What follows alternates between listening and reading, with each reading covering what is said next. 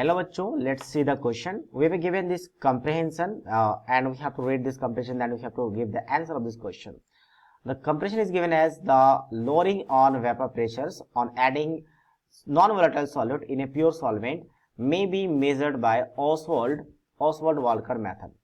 In this method, dry air is passed through a series of vessels having a solution. क्या कहते हैं कि जो भी वेपर प्रेशर का लोअर हो जाता है, कम हो जाता है, क्यों? नॉन वोलेटाइल सॉलिड को ऐड करने से प्योर लिक्विड में, उसको हम ऑसवाल्ड वॉल्कर मेथड से यूज करते हैं, मेजर करते हैं। और वो कैसे होता है कि हम एयर को पास करते हैं series of vessel having the solution, solution के अंदर ड्राई एयर को पास करते हैं, then through the series of the vessel having a pure solvent, फिर हम उसको प्योर सॉल्वेंट रखा होता है वहां से एयर को पास कराते हैं, and finally through the vigil normally you tube having the absorbent of a solvent, और फिर हम क्या करते हैं, पास करते हैं नॉर्मली जहां पे अब्सॉर्बेंट हो ऑफ द सॉल्वेंट का, सॉल्वेंट को अब्सॉर्ब कर सके।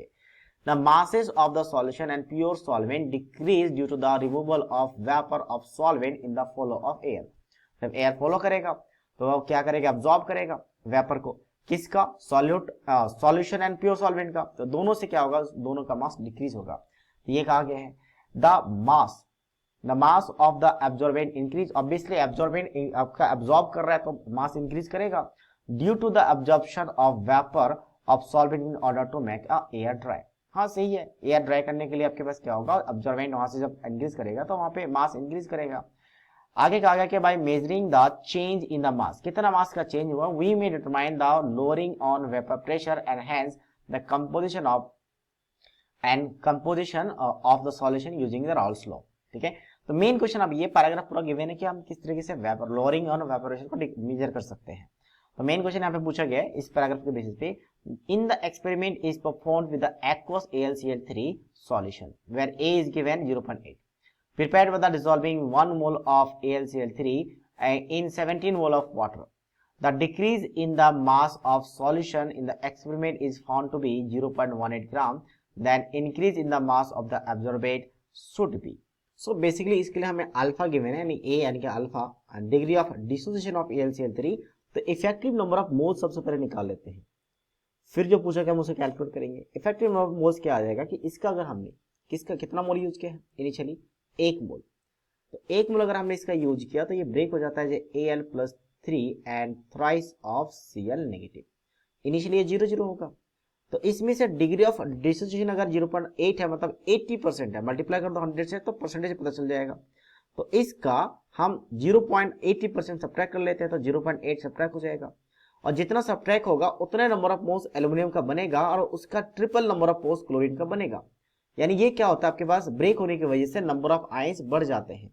तो इफेक्टिव नंबर ऑफ मोल्स कितना आ गया, तो effective number of moles 1 - 0.8 plus of 0.8 plus of 0.8 into of 3, total number of moles ये कैंसिल आउट हो गया, और इन दोनों को कैलकुलेट करते ही आ जाएगा 3.4 आ जाएगा इफेक्टिव नंबर ऑफ मोल्स। अच्छा, यहां से अगर मैं एक कॉन्सेप्ट यूज करूं, कॉन्सेप्ट क्या यूज करना है आपको, कि जो भी मास अब्सॉर्ब कर रहे हैं, मास अब्सॉर्ब बाय एब्जॉर्बेंट, ठीक है, कोई कौन करता है, एब्जॉर्बेंट करता है, ये directly proportional, mass absorb directly proportional होता है आपके पास vapour pressure of pure solvent, directly proportional. और मास जो आपके पास डिक्रीज हो जाता है, डिक्रीज, यहाँ पे मास एब्जॉर्ब का मतलब इंक्रीज होगा, कितना मास इंक्रीज हुआ, और मास डिक्रीज का मतलब आपके पास जिसका मास आपका जो लॉस कर रहा है सॉल्यूशन, वो डायरेक्टली प्रोपोर्शनल होता है किसके, आपका P0 माइनस ऑफ PS, ठीक है। और यहाँ पे क्या पूछा गया आपके पास कि इज फाउंड टू बी, इतना मास आपका क्या हो रहा है, डिक्रीज हो रहा है, और पूछा गया कि इसके लिए एब्जॉर्बेंट कितना मास इंक्रीज कर रहा है, तो उसके लिए हम क्या करेंगे, relative lowering in vapour pressure लगाएंगे, relative lowering in vapour pressure जो किसके इक्वल होता है, P0 minus PS divided by P0। तो P0 माइनस S किसके डायरेक्टली प्रोपोर्शनल होता है, आपके पास मास जितना डिक्रीज करता है किसका, सॉल्यूशन का, तो वो कितना आपके पास 0.18 ग्राम।